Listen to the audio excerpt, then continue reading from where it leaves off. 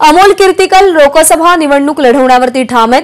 अमोल कीर्तीकरांशी समजूत काढण्याचे वडील गजानन कीर्तीकर यांचे प्रयत्न अयशस्वी ठरत आहेत। ठाकरे गटानं अमोल कीर्तीकर यांना उमेदवारी जाहीर केली आहे आणि अमोल कीर्तीकर निवडणूक लढवणार असल्यानं गजानन कीर्तीकर निवडणूक लढणार नाहीत अशी ही माहिती मिळतेय। वैभव परब आपले प्रतिनिधी सध्या आपल्या सोबत आहेत। वैभव, शिंदे गटामध्ये गेलेले गजानन कीर्तीकर आणि ठाकरे गटामध्ये असलेले त्यांचे पुत्र अमोल कीर्तीकर लोकसभा निवडणुकांच्या पार्श्वभूमीवर घरामध्ये नेमकं काय कळतंय कीर्तीकरांच्या?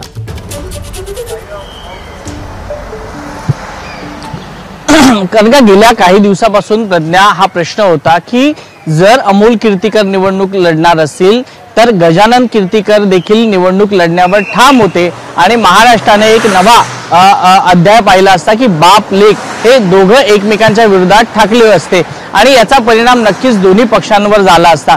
परंतु अशा परिस्थितीत गजानन कीर्तीकर यांची भूमिका मात्र समंजस्याची होती की अमोल कीर्तीकर यांनी ही निवडणूक लढू नये, कारण का जर निवडणूक लढायची असेल तर एक विद्यमान खासदार म्हणून त्यांनी आपल्या वडिलांना पाठिंबा द्यावा अशी त्यांची भूमिका होती आणि त्यांनी समजूत घालण्याचा प्रयत्न देखील केला।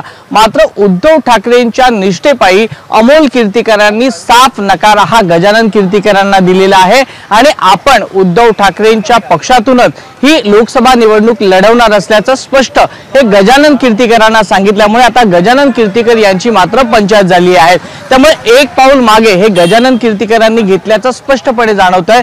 गजानन कीर्तीकरांनी हे स्पष्ट केलेलं आहे, जर अमोल कीर्तीकर निवडणूक लढणार असतील तर मी ही निवडणूक लढणार नाही असा पक्षाला देखील त्यांनी निरोप दिलेला आहे। त्यामुळे पुन्हा एकदा गजानन कीर्तीकरांमुळे पक्षाच्या अडचणी वाढलेल्या आहेत, कारण का आधीच मुंबईमध्ये एक दक्षिण मध्य मुंबईची जागा सोडली तर इतर जागेवर भाजपने आपला क्लेम केलेला आहे।